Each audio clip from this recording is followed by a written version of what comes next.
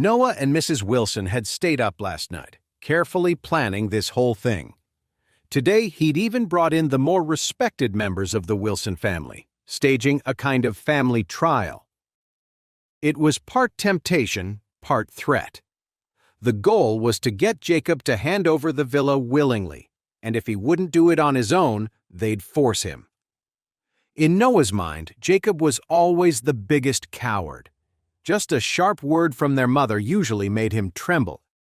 He was sure Jacob would hand over the villa without a fight. As for Claire, he couldn't care less.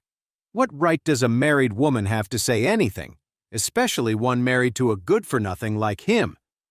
And as for that loser Charlie, forget about it. The house husband had zero standing in the Wilson family. He didn't even have the right to speak. If they told him to hand over the villa, he was expected to do it, no questions asked. However, Noah never expected Jacob to get so bold that he'd dare talk back to their mother. And Claire, her granddaughter, completely ignored her. Even that good-for-nothing Charlie had the nerve to point in her face and call her shameless. That family of his is completely out of line. Noah gritted his teeth, turning back to his mother. Mom, you can't just let them walk out of here like this. If you let them get away with this today, soon enough they'll be walking all over the rest of the Wilson family. What authority will you have left in this family? Mrs. Wilson's face was a mask of pure fury. She had an obsessive need to control everyone's life. After her husband died, she kept the entire Wilson family under her thumb and wouldn't let anyone challenge her power. But she never imagined she'd face such defiance from Claire's family of 3, and it filled her with rage. She roared hysterically, "It's a disgrace that the Wilson family produced a branch like yours. You are all part of my family, and as long as I am alive, you will listen to me." With that, Mrs. Wilson shouted, "Lock the doors! It's time for some family discipline." She had absolute authority in the Wilson family, and Jacob, who was usually so submissive, had dared to defy her today. His daughter and even his son-in-law were completely ignoring her. She couldn't believe Jacob had raised such a disrespectful child. If they weren't severely punished today, what would become of her authority as head of the family? Besides, if they were allowed to just walk away, how could she get her hands on the Thompson estate? She had lived her whole life and never dreamed she would get to live in a villa like that. Now that it belonged to her son's family, she was determined to take it and enjoy it for herself. Therefore, no matter what, they had to be forced to surrender the villa.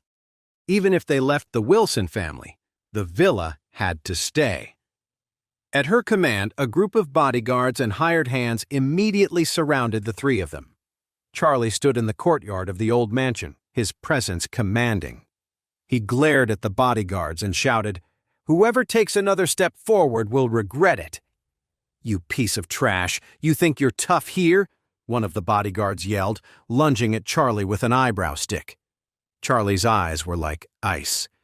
He snatched the eyebrow stick from the man's hand and, with a flick of his wrist, struck the man's leg. The bodyguard felt a sharp, cracking pain in the back of his knee. His leg buckled, and he collapsed to the ground in front of Charlie, his leg clearly broken. Charlie didn't even glance down at him. With a simple squeeze, he snapped the eyebrow stick in 2 with a sharp crack. He then tossed the broken pieces to the ground. Everyone in the yard was shocked. The stick was made from solid golden oak, which is incredibly tough. Even 2 strong men would have a hard time breaking it. But in Charlie's hands, it snapped like a dry twig. It was that easy. After studying the mystic texts, Charlie's strength had grown immensely. These bodyguards were no match for him. Seeing Charlie in action, Jacob breathed a sigh of relief. He never expected his son-in-law to be so capable. It looked like he and his daughter were going to get out of the Wilson family's house safely after all. The bodyguards at the old house were all hired by Noah. They were his guys. Seeing how strong Charlie was, they all started to get nervous. Noah Wilson gritted his teeth. "Charlie, I didn't realize you knew some amateur hour martial arts, but let's see how you handle all of us at once. Get him! Yeah, let's get him! Finish him!" Harold chimed in, his face twisted with anger. He'd lost to Charlie before and was itching for payback. The group of bodyguards got the order and charged at Charlie. Charlie didn't even flinch. As the first few guards rushed him, he spun into a roundhouse kick, sending 2 of them flying. Then, with a blur of quick punches, he dropped the next guard who came at him. Claire, standing behind him, was in shock. She had no idea the man she lived with every day was this good at fighting.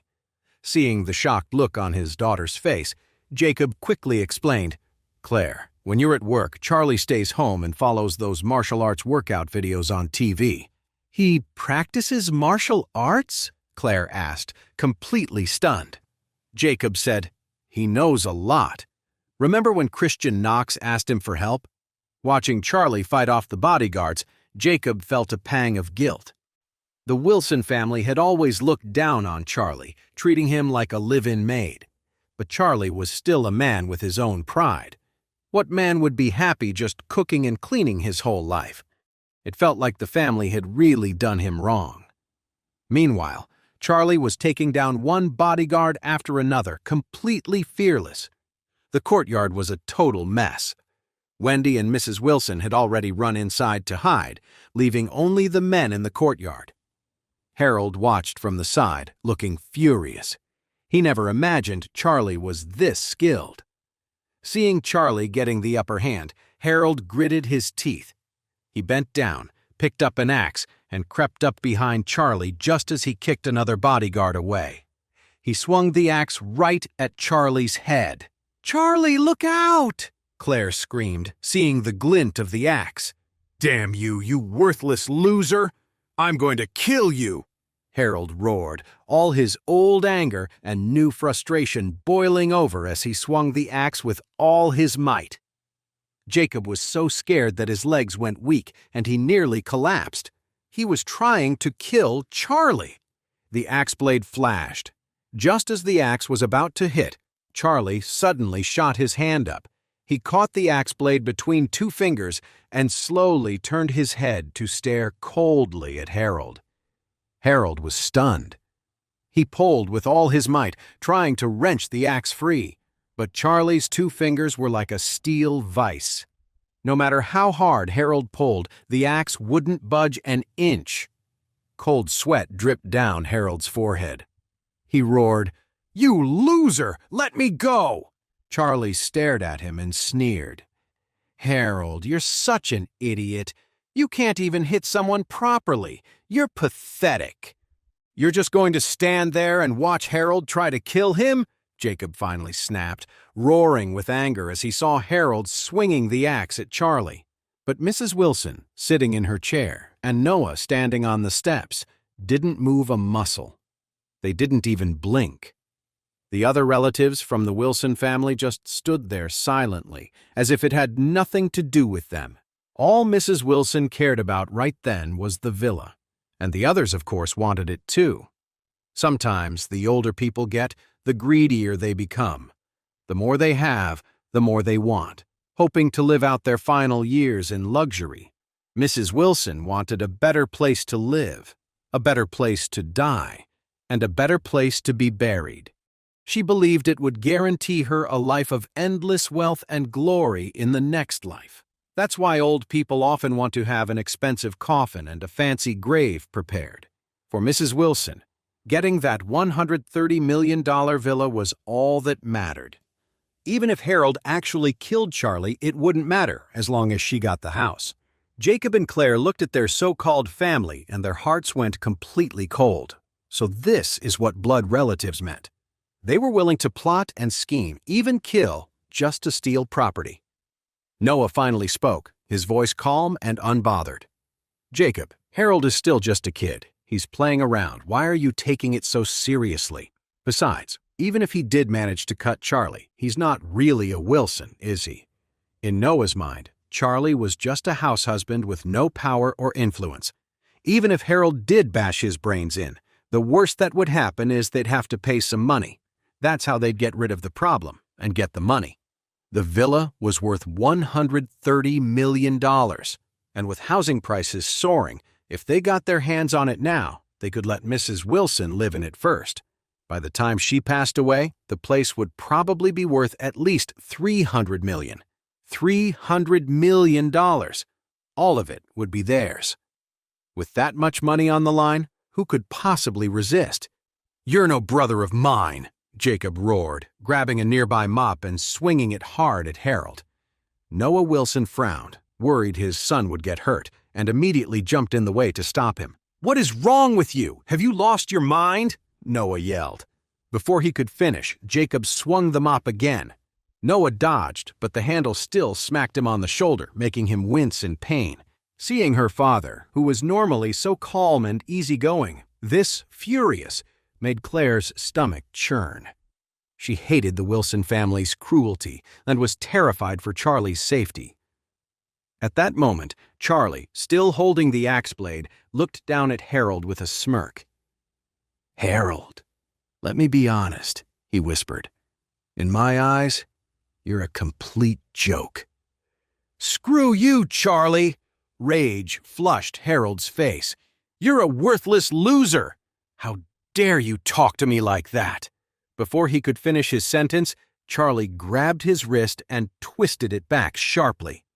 There was a sickening snap, and Harold let out a blood-curdling scream. Charlie had bent his right hand back a full 180 degrees, breaking it clean. Harold howled in agony, collapsing to the ground in a sobbing heap.